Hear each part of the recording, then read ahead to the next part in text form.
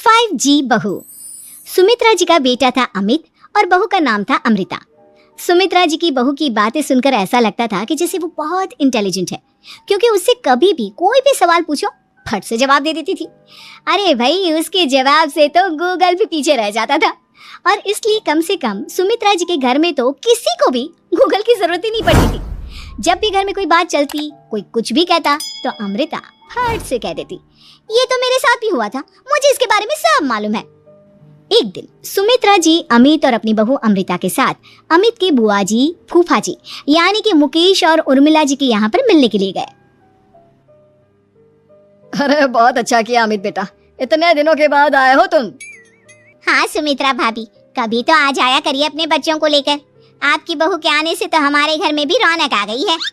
वो क्या है ना, अमित ऑफिस के काम में बहुत बिजी रहता है, इसलिए उसे तो वक्त ही नहीं मिल पाता। अच्छा, लगता है नौकरी काफी मुश्किल है अमित की। अरे नहीं फूफा जी, ऐसी कोई बात नहीं है। आप तो जानते हैं ना प्राइवेट जॉब में कितना काम होता है। अरे कोई समझे ना समझे, मुझे तो पता है प्राइवेट नौकरी में इतना काम करना पड़ता है कि इंसान की आफत आ जाती है। लेकिन बेटा, तुमने तो कभी जॉब की ही नहीं, तुम्हें कैसे पता? अरे जॉब नहीं की तो क्या हुआ मम्मी जी, सब जानती हूँ मैं। सबसे पहले ऑफिस में जाओ, वहां पर अपनी एंट्री डालो, उसके बाद दिन भर सिस्टम पर बैठकर काम करो। चारों तरफ कैमरे लगे होते हैं, आप अपनी नजर इधर की उधर नहीं कर सकते। उसके बाद दिन भर बॉस की चिक चिक सुनो, वो अलग से। यही सब होता है, मुझे ना सब पता है। अरे बहू रानी तो काफी इंटेलिजेंट है, हर बात की खबर है इसको।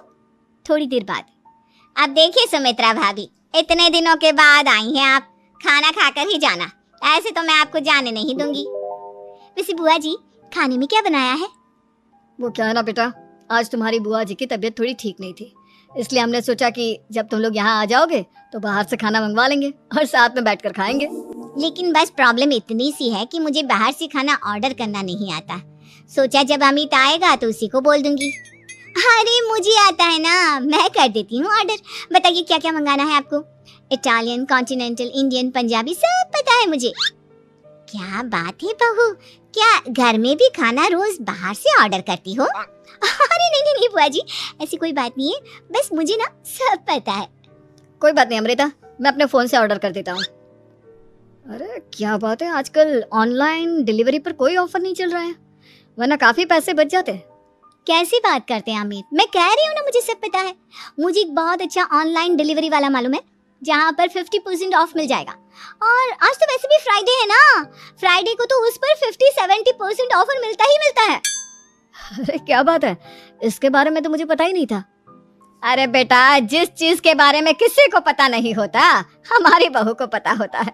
एक काम कर, तू उसी को ऑर्डर करने दे।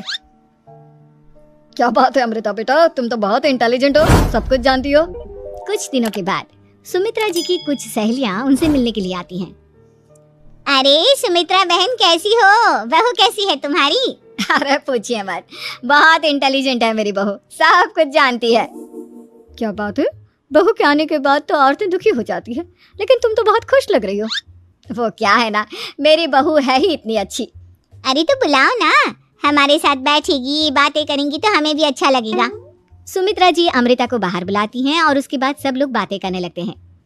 क्या बताऊं, कुछ दिनों से घुटनों में इतना दर्द हो रहा है कि चला भी नहीं जाता। अब बुढ़ापे में तो ये सब चलता ही रहता है, क्या कर सकते हैं।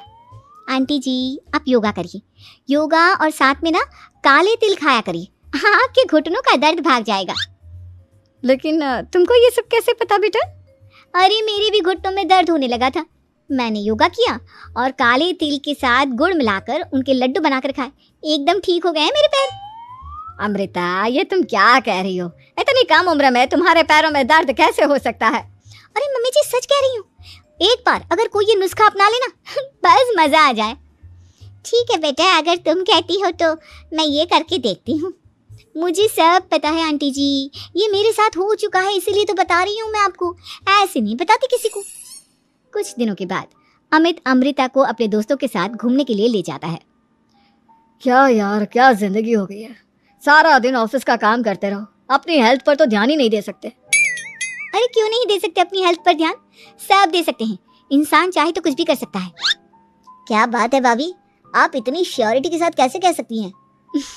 अरे आजकल ना एक से एक एप्लीकेशन है मार्केट में, और जानते हैं उस पे कुछ एक्सरसाइज तो ऐसी बताते हैं जिन्हें आप अपने ऑफिस में बैठे बैठे, मेरा मतलब लैपटॉप पर काम करते करते भी कर सकते हैं।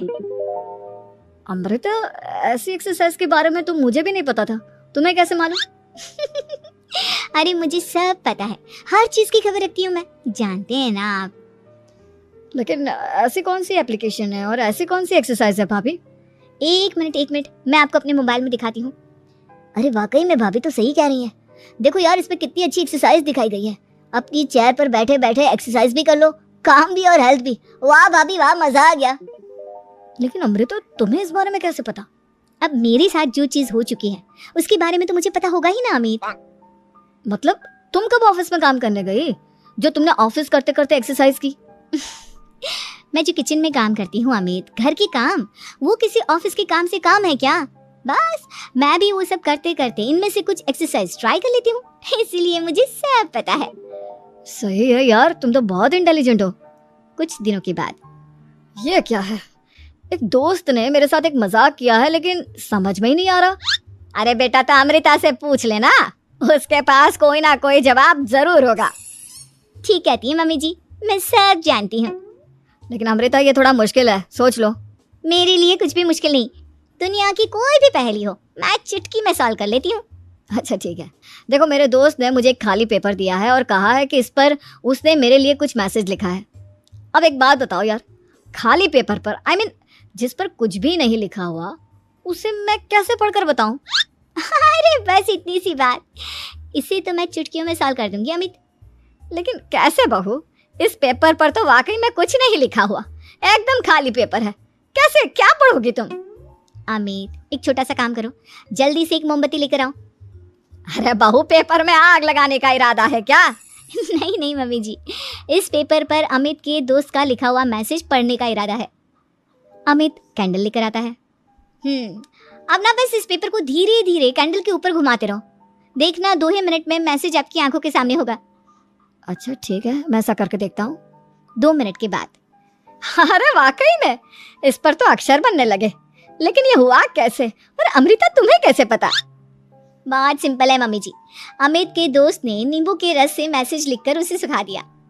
अब अगर मैसेज पढ़ना हो ना, तो पेपर को आग के सामने ले जाओ और लेटर्स अपने आप उभर कर आ जाते हैं। वाह बहू, लेकिन तुम ये सब कैसे जानती हो? अरे मम्मी जी, जब मैं छोटी थी ना, तो अपनी सहेलियों के साथ ऐसे ही गेम खेला करती थी। ये तो मेरे साथ कितनी बार हो चुका है, मुझे सब पता है। थैंक यू यार अमृता, तुम्हारी वजह से हमें कुछ भी सोचने की जरूरत ही नहीं पड़ती, तुम सब कुछ बता देती हो।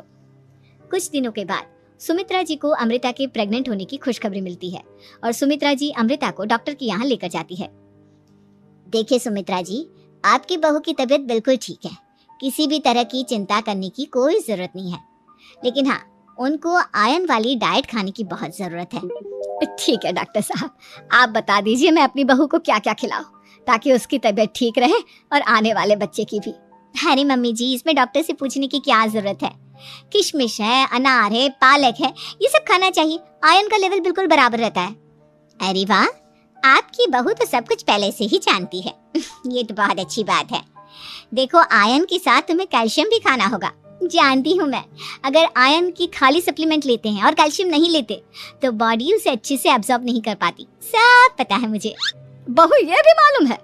हाँ मम्मी जी, आप तो जानती है ना, मुझे सब पता है। आपकी बहू की बातें सुनकर अच्छा लग रहा है। मुझे ऐसी बहुत कम लड़कियां मिलती हैं जिन्हें इतनी नॉलेज होती है, सारे सवालों के जवाब देती है, और हमारे इंडिया में तो वैसे भी हालात बहुत खराब है। बिल्कुल ठीक कह रहे हैं आप डॉक्टर साहब, लेकिन मैं उन लड़कियों की तरह नहीं हूँ, बहुत ख्याल रखती हूँ मैं हर चीज का। और जानती हैं आप, हमारे घर में तो किसी को किसी चीज के बारे में गूगल करने की जरूरत ही नहीं पड़ती।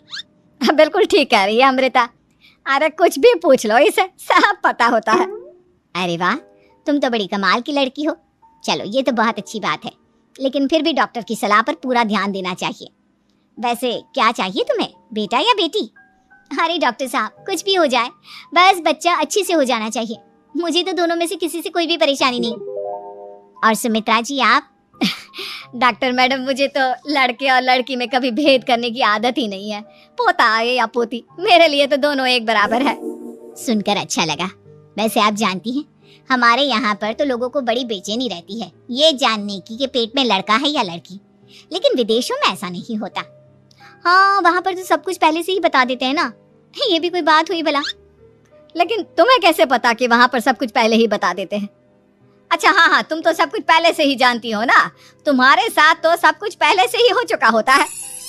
नहीं नहीं मम्मी जी, ये तो मेरे साथ पहली बार हो रहा है, इसलिए मैं ये डायलॉग नहीं बोल सकती। अमृता की बात सुनकर सुमित्रा और डॉक्टर दोनों हंसने लगते हैं।